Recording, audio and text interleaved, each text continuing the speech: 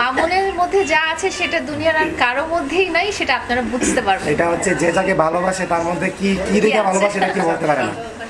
এই কোশ্চেনটা আপনারা মামুনকে বলতে পারতেন যে দুনিয়ার তুমি এত গ্ল্যামারাস মেয়ে দেখেছো, এত সুন্দর সুন্দর মেয়ে দেখেছো, এত সুন্দর সুন্দর মেয়ের সাথে অ্যাক্টিং করেছো, তুমি এত সুন্দর সুন্দর মেয়ে বাদ দিয়ে এই এই টাইপের মানুষের সাথে কেন প্রেম করলা? আমার ভালোবাসার মানুষ যদি আমার কাছে না এসে আমার কাছে থাকার চেয়ে বেশি ভালো থাকে, আরও অনেক উন্নতি করে, তাহলে সেটা আমার জন্য খুব ভালো, খুব খুশি সংবাদ। কিন্তু আমার ভালোবাসার মানুষ আমার কাছে না এসে যদি আমার স্ট্যান্ডার্ডে যেই লাইফ স্ট্যান্ডার্ডটা আমি ওকে দিয়েছিলাম তার চেয়ে নিচে চলে যায়, তাহলে সেটা আমি মানে অ্যাকসেপ্ট করতে পারবো না। লক্ষ্য করতেছে সেটা হলো ইদানিং দেখা যাচ্ছে যে মামুন তার লয়ার আছে তার সাথে টিকটক করছে। তো সেই ব্যাপারটা আসলে আপনি যেহেতু মামুনকে ভালোবাসেন, সেই জায়গা থেকে আপনার কতটুকু খারাপ লাগে? আমার খুব ভালো লাগছে, এই কারণে শেয়ার করছে। আমার ভালো লাগছে, হ্যাঁ আমার ভালো লাগছে। কারণ হচ্ছে যে মামুন যে টিকটক করে, হ্যাঁ ওর সাথে শুধু ওই আপাই না, আইনজীবী আপাই না, আরও সব মেয়েরাই যেখানেই যেন ওর সেলুন দেখবেন যে ছেলেরা আসছে ওখানে, মেয়েরা আসছে, ওরা ওখানে টিকটক করছে। মানে ও ঠিক আছে, ভালো আছে, টিকটক করতে পারছে, মানে ওর মন থেকে সে ভালো আছে, সেই জন্য আমি ভালো ফিল করেছি। আর কিন্তু সেখানে তো অনেক ধরনের কথা উঠেছে যে অ্যাডভোকেটের সাথে আপনারা যে মামুনের একটা সম্পর্ক তৈরি হয়েছে, এই কারণে আপনাকে ছেড়ে দিয়েছে। না না, এটা আমিও বিশ্বাস করি না, এটা সত্যিও না, এটা মামুনও বিশ্বাস করবে না, মামুনও অ্যাকসেপ্ট করবে না। আমি বলেছি আমি আশা করতে পারি যে ও এটা আমার উইশফুল থিঙ্কিং, কিন্তু ও কি করবে না করবে এটা ওর উপরে ডিপেন্ড। আপনি তো ওনাকে মামুনকে অনেক টাকা পয়সা দিয়েছেন, অনেক এস্টাবলিশ করে দিয়েছেন। এটা কিন্তু আমি কোথাও বলিনি আমি টাকা পয়সা দিয়েছি অনেক। না না, আপনি বলেছেন। না, আমি কখনোই বলিনি আমি টাকা পয়সা দিয়েছি, এটা হয়তো মামুন বলেছে। বাড়ি করতে টাকা দিয়েছেন, তাকে বাইক কিনে দিয়েছেন, তাকে আপনি বিদেশে ঘুরতে নিয়ে গিয়েছেন, এগুলো আপনি বলেছেন। সে যখন জেলে ছিল তখন আপনি উপস্থাপন করেছেন সাংবাদিকদের কাছে। সেই জায়গা থেকে এখন কি খারাপ লাগে এই যে একটা মানুষের জন্য, আমার প্রশ্নটা তো আপনি বুঝবেন, একটা মানুষের জন্য আপনি বিদেশে ঘুরতে নিয়ে গেলেন, এত টাকা খরচ করলেন, বাড়ি করে দিলেন, গাড়ি দিলেন, সে যে একটা মানুষকে আপনার কাছে থাকলো না, চলে গেল, যখন এগুলো আপনার মনে হয় তখন কি পরিমাণ খারাপ লাগে সেটি জানতে চাচ্ছি। আচ্ছা, মামুনের জন্য খারাপ লাগাটা আমার এখনো লাগে, সারা জীবনই লাগবে। কারণটা আপনাকে বলি যে ওকে আসলে আমি খুব মন থেকেই ভালোবেসেছিলাম। আজকালকার দিনে আমি যেটা দেখি না, যে টাইম পাস টাইপের ভালোবাসা, যে একে ভালো লাগলো না তাকে ভালো লাগলো, এই অপশনটা ছেড়ে ওই অপশনে গেলাম, একসাথে 3-4 জনকে দেখলাম, কোনটা ভালো লাগলো, পরে মা বাবার পছন্দের একটা মেয়েকে বা ছেলেকে বিয়ে করলাম। তো মামুনের এন্ড থেকেও ওরকম ছিল না, আমার এন্ড থেকেও ওরকম ছিল না, আমরা দুজনই খুব লয়াল ছিলাম। আর মামুনও যে আমাকে অনেক ভালোবাসতো এটা তো আপনি দেখেছেন, হ্যাঁ আপনি নিজে ব্যক্তিগতভাবে বা আমাদের সোশ্যাল মিডিয়ার অ্যাক্টিভিটিসে বা আমাদের কথাবার্তায় বুঝতে পেরেছেন। তো সেই ক্ষেত্রে আমার যেরকম খারাপ লাগছে ওর জন্য আলাদা থেকে, আমি শিওর যে মামুনেরও অনেক খারাপ লাগছে। আচ্ছা আপু, মামুন ছাড়া আপনার জীবনে অন্য কেউ আসবে না? আমি আর কখনোই চাই না মামুনের জায়গাটা অন্য কাউকে দেওয়ার জন্য, সারা জীবন একাই। আপু, আপনি কি মামুনকে যখন মামুনের জামিন হয় সেক্ষেত্রে কি আপনার কোনো হাত ছিল কিনা ওর জামিনের ব্যাপারে? এটা যেহেতু একটা আইনগত প্রসেস এখনো শেষ হয়নি, এটা নিয়ে আপাতত আমরা একটু কথা নাই। পরবর্তীতে কি আমার যাবে নাকি আদালতে? এই যে বললাম এই আইনগত প্রসেসটা এখনো শেষ হয়নি, এটা নিয়ে কথা। একজন প্রশ্ন করো।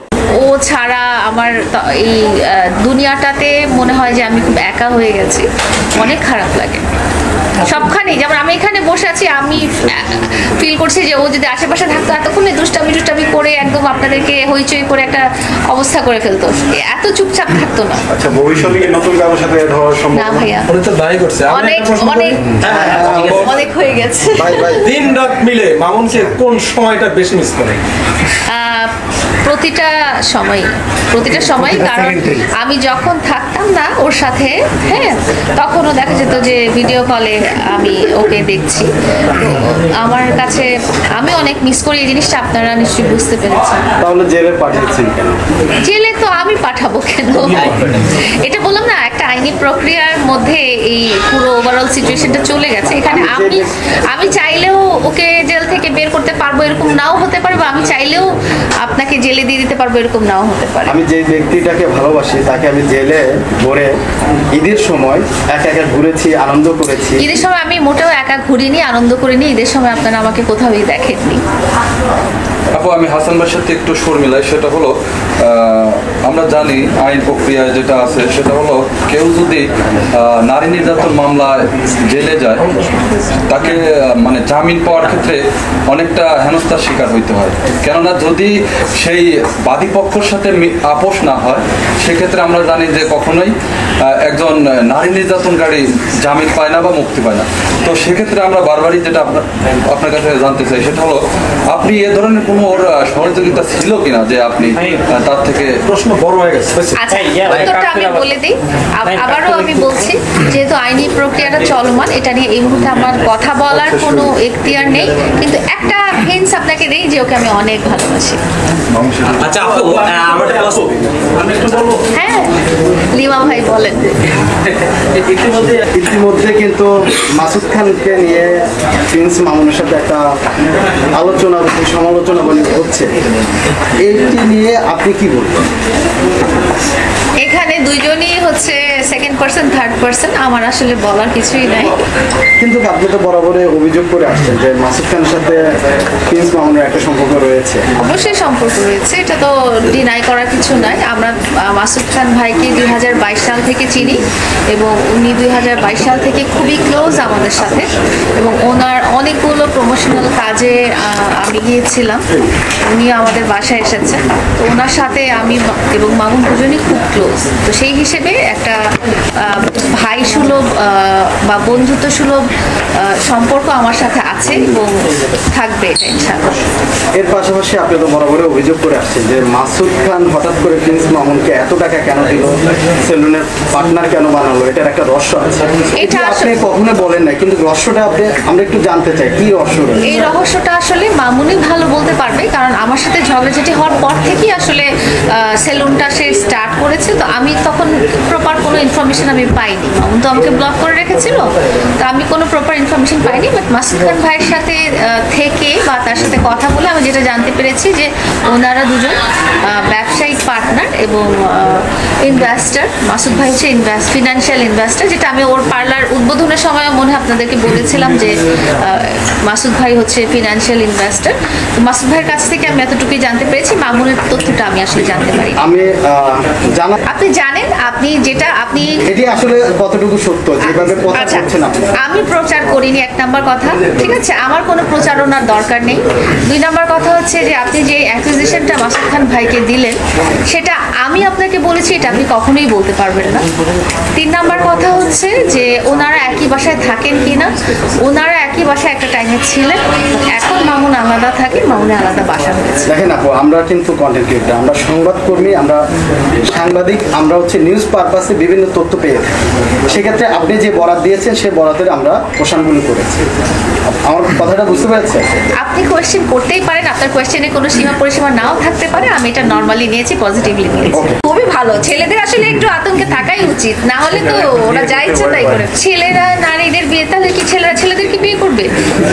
না, আসলে ব্যাপারটা হচ্ছে যে বর্তমান সময়ে যে আলোচনা সমালোচনা হচ্ছে, জুনিয়র সাকিবের কথা হয়তো বলছে, জুনিয়র সাকিবের সেই বিষয়টা আপনি কি দেখেছেন কিনা, বা আপনার কাছে কেমন লাগে, বা আপনি কিভাবে দেখছিলেন, কেমন লেগেছে? আচ্ছা, প্রথমত এই মানে এক্স্যাক্টলি এই দুইটা পার্সনকে নিয়ে আমি কিছু বলবো না, কারণ ওনাদের ভিতরে আসলে রিয়ালিটি অ্যান্ড কি হয়েছে সেটা আমাদের জানার কথা না।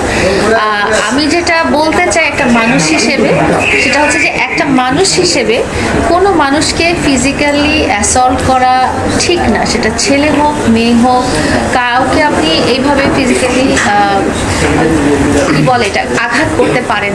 হ্যাঁ, এটা আমার সাথেও কিন্তু একটা টাইম হয়েছিল, আমার ফেস নষ্ট করে দেওয়া হয়েছিল, এবং এটা কারোর সাথেই করা উচিত হোক মেয়ে হোক, এটা কখনোই অ্যাকসেপ্টেবল না।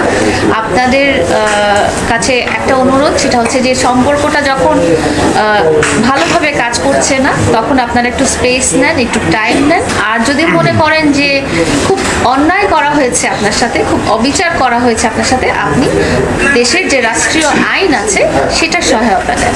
বিয়ে করাটা আসলে আসল ব্যাপার না। হ্যাঁ, যদি এরকম হতো তাহলে ছেলেদের মনে হওয়া উচিত যে আমরা মেয়েদের ধারে কাছেই যাব না, প্রেমও করবো না, ছেঁকাও দিব না, মেয়েদের ধারের কাছেও যাব। আচ্ছা আপু, শিখা বারবার বলতেছিল যে জুনিয়া সাকিবকে অনেক ভালোবাসে এবং অনেকবার কিন্তু জেলেও দিয়েছেন এবং নিজেই কিন্তু ছাড়িয়ে নিয়েছেন, আবার বাড়িতে যেও কিন্তু ভাঙচুর করে জুনিয়া সাকিবকে নিয়ে। এখানে এইটা কি টাইপের ভালোবাসা যে একটা ভালোবাসার মানুষকে এত বড় ক্ষতি করেছে? এটা আসলে না, যেটা বলবো যে ভালোবাসার সাথে অবসেশন বলে একটা ব্যাপার আছে, মনস্তাত্ত্বিক ব্যাপার আছে, একটা অবসেশন। শিখার ব্যাপারটা হয়তো অবসেশন পর্যায়ে চলে গেছে। হ্যাঁ, যে ও এই লোকটাকে এত বেশি ভালোবাসাটা এত বেশি করে ফেলেছে যে ও চাচ্ছিল না যে অন্যদিকে মনোযোগটা চলে যাক, বা ও চাচ্ছিল সবকিছু ঠিক হয়ে যাক। যেহেতু ওর কন্ট্রোলের বাইরে চলে গেছে, ও হয়তো নিজের টেম্পারকে ধরে রাখতে পারেনি। এই একটা ঘটনার জন্য কিন্তু বাংলাদেশের সব ছেলেরা আতঙ্কে। খুবই ভালো, ছেলেদের আসলে একটু আতঙ্কে থাকাই উচিত, না হলে তো ওরা যা ইচ্ছে তাই করে। তার মানে আপনি সাপোর্ট করছেন এই ধরনের ন্যাক্কারজনক ঘটনা? এই ধরনের ন্যাক্কারজনক ঘটনা সাপোর্ট করছি না, বা ছেলেদেরকেও বলছি যে আপনারা লয়াল থাকবেন সম্পর্কে। আচ্ছা আপু, আমি একটু মেহেদী ভাইয়ের সাথে শুরু করলাম, সেটা হচ্ছে আচ্ছা শুনুন। হ্যাঁ হ্যাঁ, আচ্ছা ইয়া ঘুমিয়ে স্বপ্ন দেখেন নাকি? এখন আমি ঘুমাই না। আপু, আমি যেটা বলতে চাচ্ছিলাম এটা হচ্ছে শিখা যে ঘটনা ঘটিয়েছে, শিখাও কিন্তু এক সেম আপনার মতোই একজন ভাইরাল ব্যক্তিকেই বিয়ে করেছিলেন, যেমনটি আপনি মামুনকে করেছিলেন। আমরা দেখেছি যে আপনি সম্প্রতি মামুন আপনার হাতুড়ি দিয়ে বা লোহার একটা যন্ত্রাংশ দিয়ে আপনার গায়ে আঘাত করেছে। আপনি চাইলেও কিন্তু শিখার মধ্যে এই ধরনের ঘটনা ঘটাইতে পারতেন, কিন্তু আপনি যথেষ্ট একটা ধৈর্যের পরিচয় দিয়েছেন। এই ব্যাপারে আপনি একটু ক্লিয়ার করুন। আসলে এই ব্যাপারগুলো খুব কাছ থেকে দেখার আমার একটা অভিজ্ঞতা হয়েছিল লাস্ট ডিসেম্বরে, যে মানুষ যখন খুব ক্রেজি হয়ে যায় বা নিজেকে কন্ট্রোল করতে পারে না এবং ফিজিক্যালি অ্যাসল্ট করতে থাকে, তখন যেই মানুষটা অ্যাসল্টেড হতে থাকে সে কিন্তু প্রচণ্ড রকম ভয় পেয়ে যায়। মানে আমি আমার একটা এক্সাম্পল দিয়েই বলি, ওই দিনটা আমার জন্য একটা দুঃস্বপ্ন ছিল এবং আমার স্বপ্নের রাজকুমার বা আমার ভালোবাসার মানুষের এই রূপটা কিন্তু আমি কোনোদিনও দেখিনি এত এক্সট্রিম লেভেলে। তো তখন আমার কাছে মনে হয়েছিল যে ও অন্যরকম হয়ে গেছে, ওর উপর কি জিন আসলো নাকি কি হলো আমি কল্পনা করতে পারছিলাম না। ওই মুহূর্তে নিজেকে সেভ করার জন্য কিন্তু আমি অনেকবার 999 কল দিয়েছিলাম। হ্যাঁ, সেটাও কিন্তু এক্সট্রিম লেভেলের। আমার ভালোবাসার মানুষের জন্য এগেনস্টে আমি কিন্তু পুলিশকে কল দিয়ে ফেলতেছি, সেটা কিন্তু অনেকটা এক্সট্রিম। পরবর্তীতে যখন চিন্তা করেছি যে পুলিশকে কল দিলাম, ওকে তো আমি ভালোবাসি, পুলিশ যদি তখন ওকে ধরে নিয়ে যেত, এই ধরনের চিন্তাও আসে। কিন্তু ওই মোমেন্টটা আসলে কিরকম হবে সেটা যে সাফারার, হ্যাঁ, সে ছাড়া কেউ বলতে পারবে না। যে ওই মোমেন্টে ধরেন আপনি একটা অ্যাক্সিডেন্টের মধ্যে পড়েছেন, ওই মোমেন্টে আপনার মানসিক যে ফিলিংসটা সেটা আমি দূর থেকে বসে আসলে ফিল করতে পারবো। আচ্ছা ওকে থ্যাংক ইউ। শেষ প্রশ্ন ভাই।